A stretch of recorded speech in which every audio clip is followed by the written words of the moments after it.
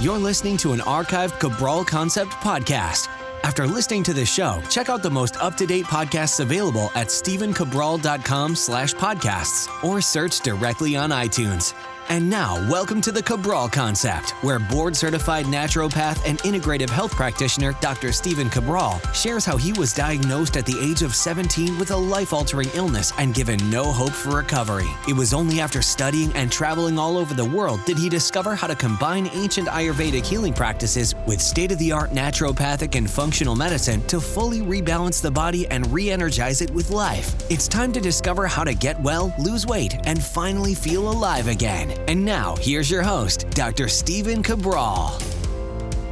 Looking forward to today's Weight Loss and Wellness Wednesday. We're going to be talking about, again, another one of my favorite topics, and that is the personal training and nutrition industry. This is something I've literally lived in since about 1998. Yes, I think 1998 or 1997, somewhere around there. Way back in the day, I got my very first American Council of Exercise certification. And I thought it was literally the greatest thing in the world. I had just started to recover, meaning like I got really sick and I relapsed a lot during this time. So don't get me wrong, like I was not recovered.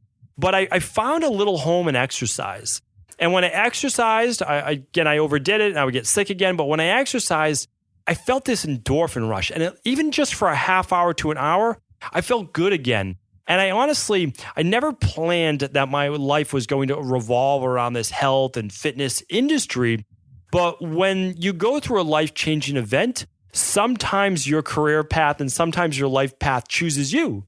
I mean, that's really what I found out working with so many people who never thought they would get into the health field because of an eating disorder or a family member with an issue, whatever it might be. They've gotten in this field because they want to share what helped them with others. And there's nothing more pure than that. I really don't believe there is. It's such a great thing. And that's why I recommend you that if you have an interest in this health and fitness field, there's so many avenues to go. Chiropractic, acupuncture, massage therapy, muscular therapy, rolfing, functional range of motion based work. Like there's so many great different facets to this that I believe everyone can find their home, and no better place in the world, I think, to really find your home than if you're passionate about the health and fitness industry and just find your niche within it. And the service that you can provide others it's just remarkable. I know a lot of people who they couldn't see themselves doing anything else. And that goes for me as well.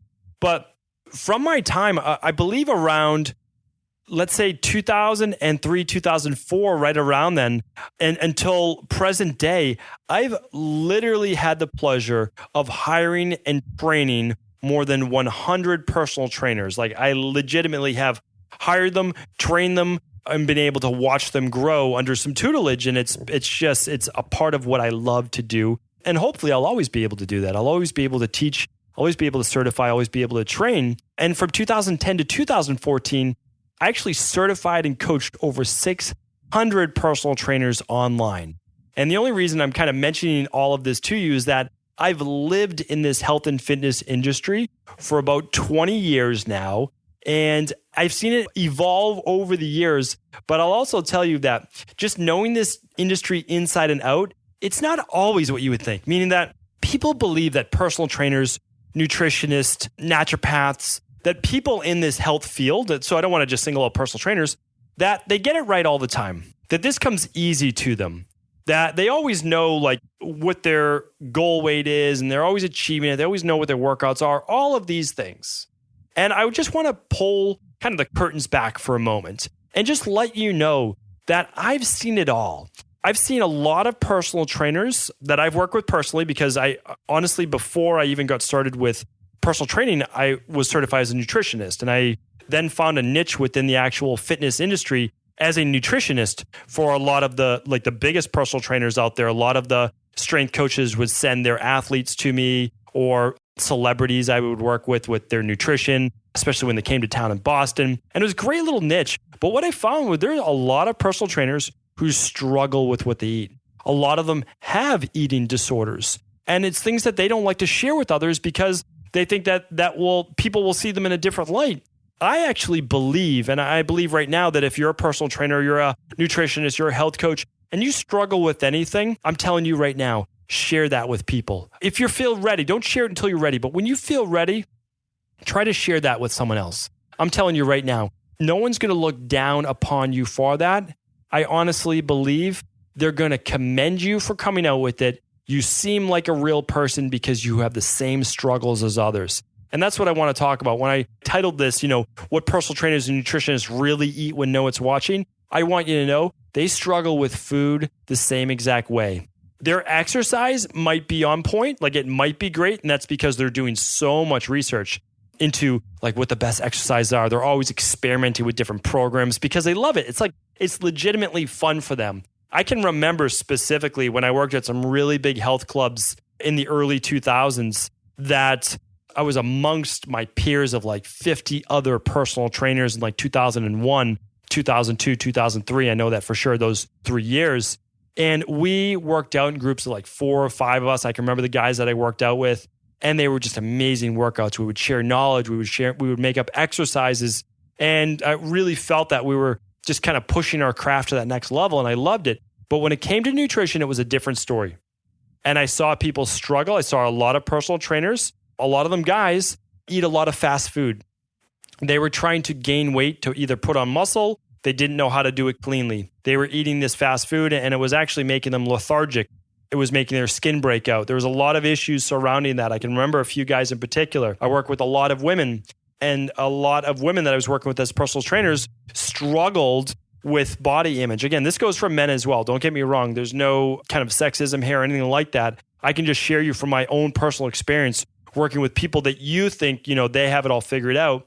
Well, they don't. There was guys who didn't think that their biceps were big enough, that think that their, waists were too big. There were women who always felt like whatever they did, they couldn't get rid of that little bit of cellulite. And as a personal trainer, they're supposed to be that role model, and they're struggling with that. So now they're skipping meals, or they're leaning more towards bulimia or anorexia. And these are real things.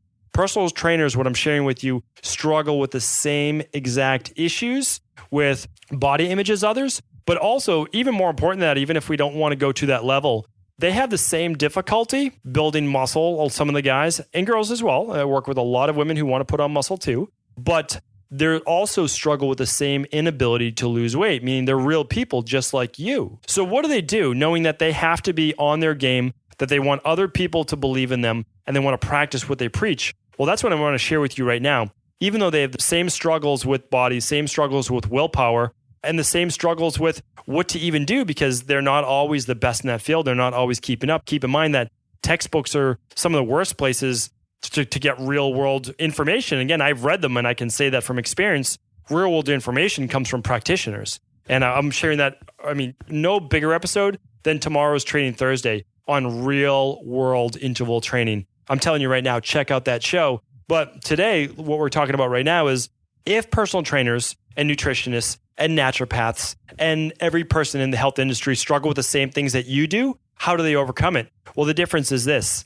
They've just developed better systems. That's simply it. They have their eye on the prize, because they're focused on goal setting, right? So one of the reasons why people don't achieve their goals, and that the reason we do the Mindset Motivation Mondays, is because some people don't have their eye on the prize. And they don't have their eye on the prize, not because they're not motivated, or maybe they're not, but they simply don't even know what their goal is. So again, if you go back to previous Mindset and Motivation Mondays, some of my favorite shows, you need to look up goal setting. You need to look up SMART goals, SMART, and how to set them.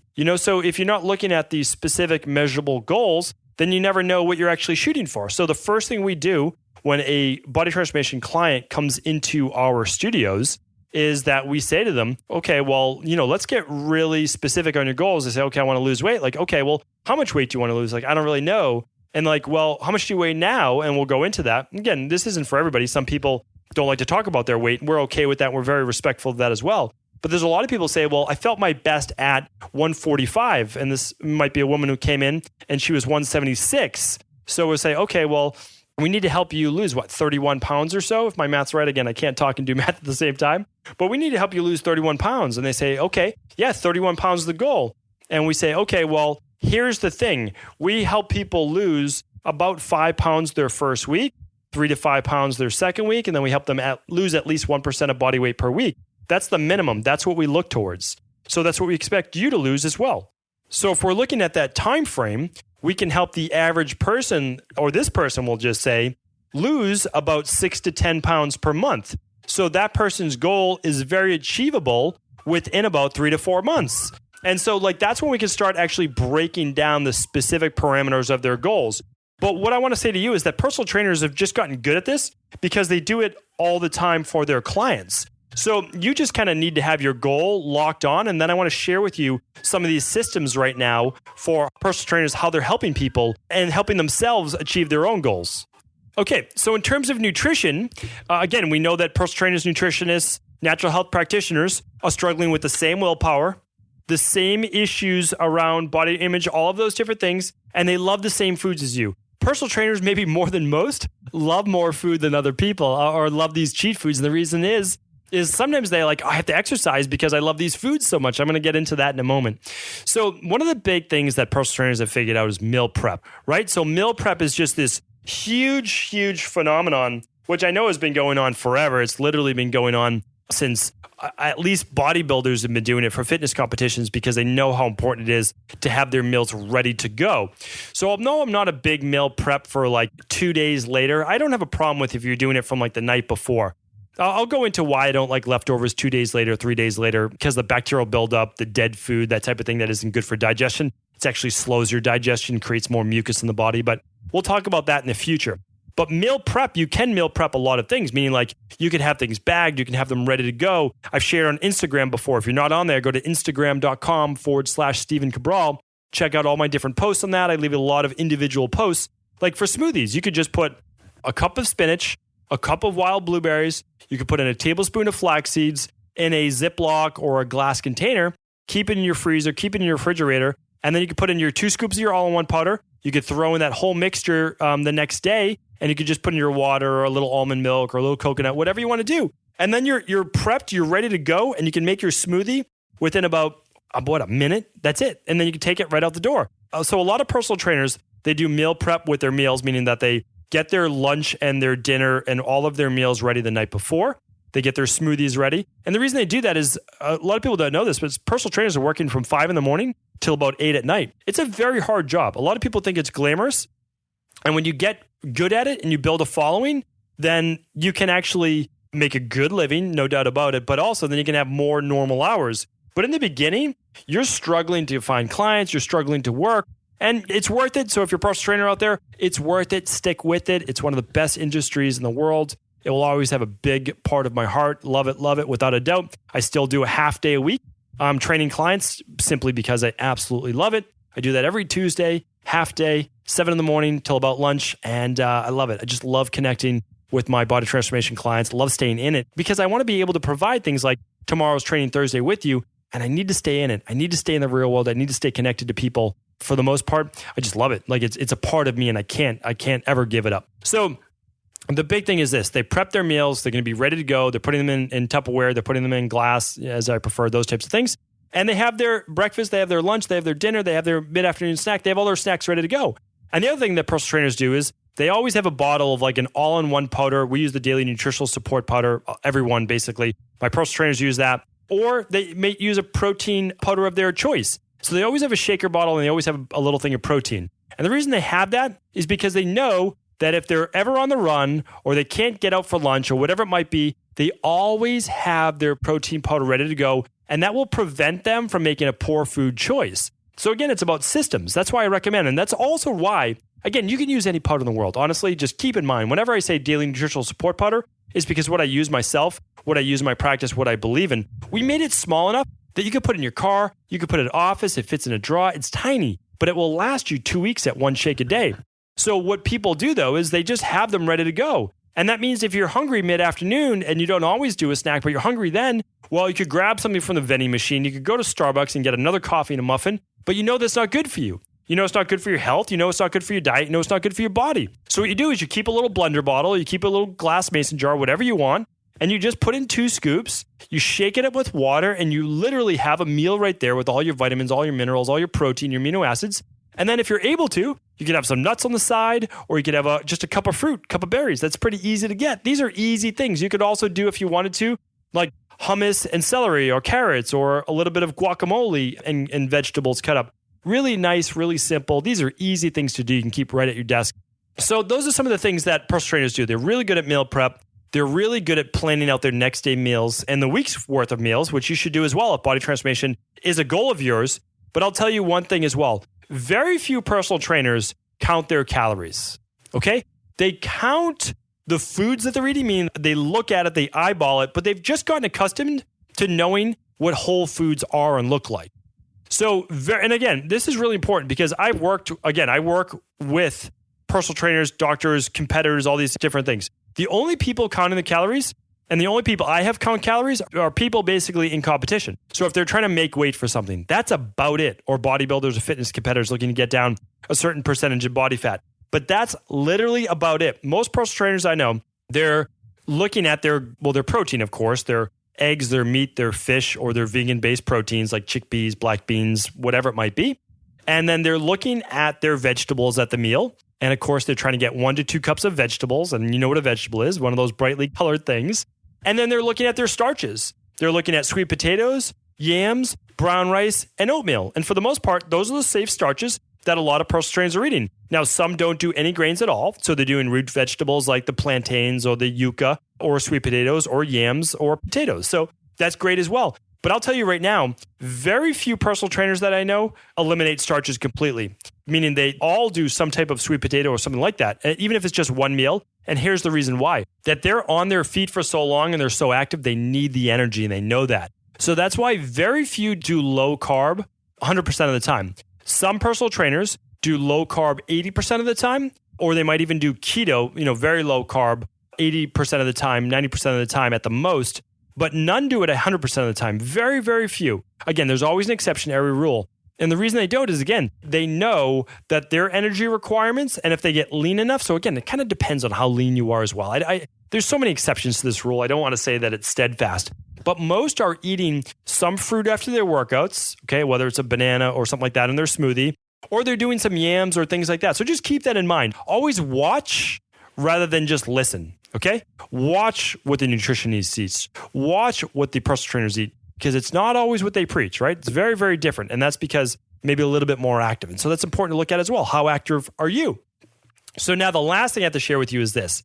So a personal trainer is very good at creating systems, right? They don't have more willpower than you. That's for sure. They do not.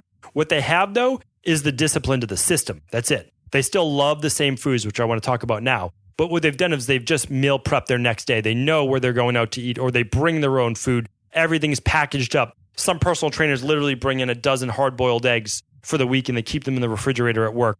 Some bring in pre-cooked chicken breast. Some bring in, hummus. Some bring in just packages of salad ready to go. So just keep in mind, also, personal trainers, nutritionists, for the most part, they're not eating these glamorous meals that you see on Instagram, right? They're eating very simple things. I just mentioned to you. A lot of times the staple will be a piece of chicken, and then they'll have 2 cups of veggies, maybe spinach and broccoli, and then they'll have a whole yam sweet potato on the side. That's it. Like, that's a normal meal for a lot of bodybuilders, fitness competitors, and personal trainers and nutritionists. That's it. Nothing fancy. There's no time for that. They can just make 5 sweet potatoes. They can make 5 chicken breasts, and then cook up a bunch of spinach, or just throw that in there with some broccoli. Like, that's it. Really simple, because they understand that food helps them manifest their goals, and their goals are transforming their body. So I hope that starts to make sense. I'd love to go into that a little bit deeper, but I don't want that to be a whole conversation for today.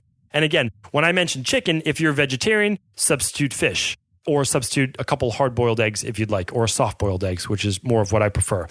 And then if you're vegan, of course, you're going to substitute that with whatever type of vegan-based protein you would like. I love hemp hearts much more than hemp seeds. They're easier to digest. Hemp hearts is a great way to get protein as well. So there's so many different ways, but that's it. You have to keep things simple. Forget about these gourmet meals. Everybody wants these gourmet meals. Forget about that. Keep that for a couple nights a week. That's it. If you want to get to your goals, you want to go simple. Very, very simple. And keep it basic. That's it. Just enjoy your results. You don't always have to make food, like every meal doesn't have to be like an absolute gourmet Instagram love affair. Like, that's not what it's about. Now, we've become obsessed a lot of times with our meals. Remember, you're eating 3 to 4 times a day. Not every meal has to be epic. But what is epic, and this is the last point here, personal trainers, nutritionists, even naturopathic doctors, that when I go to conventions, cheat meals have literally become like next level epic.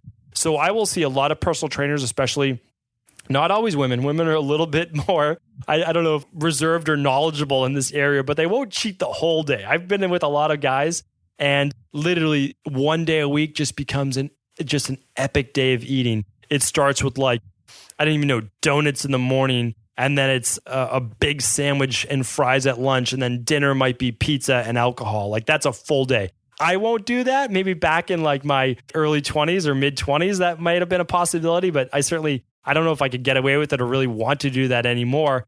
But what a lot of people do, and I'll go to conventions and I'll be out with people, and they we'll be talking about nutrition, and they know I love nutrition, and they'll be waiting to see what I order on the menu. Believe me, I talk with men and women about this all the time. People laugh when people see me out in Boston, they see me on the road, or I'm out at a convention as well. If that's my cheat meal, and it's usually a Friday or Saturday night, almost without fail, it's a Friday or Saturday night, I'm getting pasta, and I will probably have some bread with that. And that's my cheat meal. And they're and then people see me eating that and they think oh, well, is that something you eat all the time? No, but when it's time for a cheat meal, it's time for a cheat meal.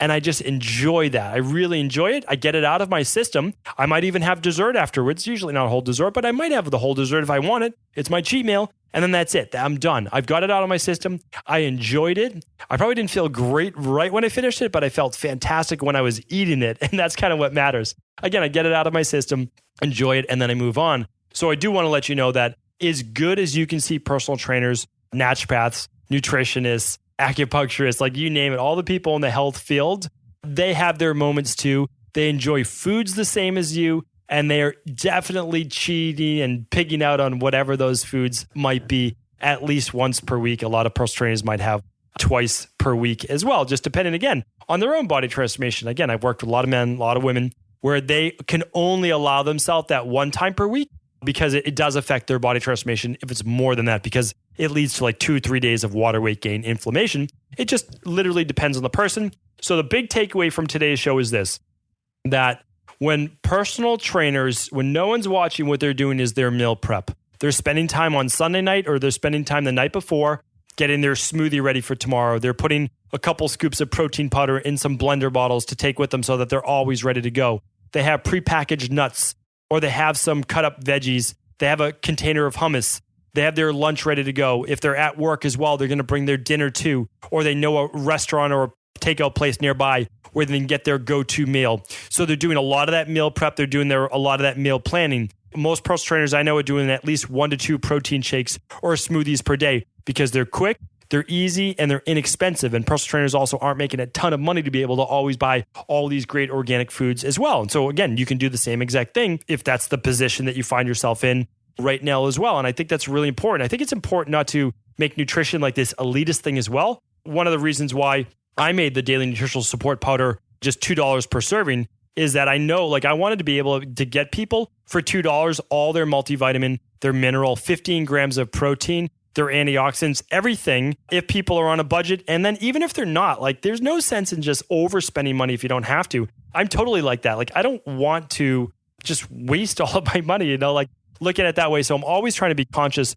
of how I'm spending my money too. And hopefully others kind of appreciate and see the same exact way to do it. And then the last thing about personal trainers is when no one's watching, sometimes even when they are watching, is that they're just like you. They're going to have their favorite foods. They're just most likely not going to have it nightly. They find 1 day or 2 nights a week where they are going to really just, what are the foods that they love? What are the foods that they crave? What are the foods that they don't want to cut out of their life?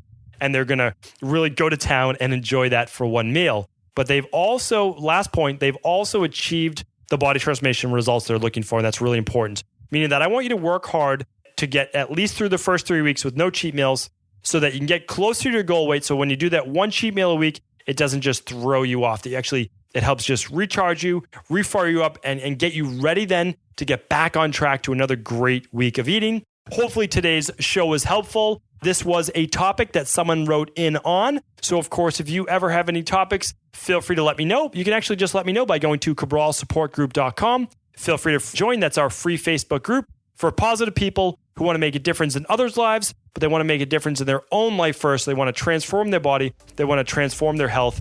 And then they want to be able to share what worked with them with the world. Thank you so much for tuning in. Really appreciate each and every one of your listens.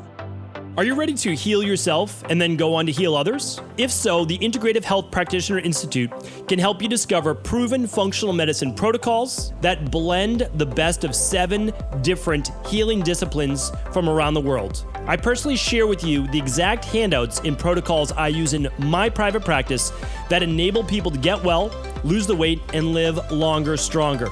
I want to pass this information on to the next generation of health coaches, and that is exactly why I created IHP. We are the future of the health coaching industry, and the skills and knowledge you will learn will make you an in-demand certified health coach anywhere in the world. Although we have many medical professionals taking the IHP certifications, no experience is necessary, and half our members have no previous health certifications. At the Integrative Health Practitioner Institute, our motto is a health coach in every home. Our goal is that you take this knowledge and then share it with family, friends, loved ones, your community, or in a practice where you create a career you love and can be proud of. The global IHP community is filled with some of the most kind and caring people in the world, and we can't wait to welcome you into our world soon. For more information or to set up a discovery call with one of our IHP Health Coach graduates, simply head over to integrativehealthpractitioner.org.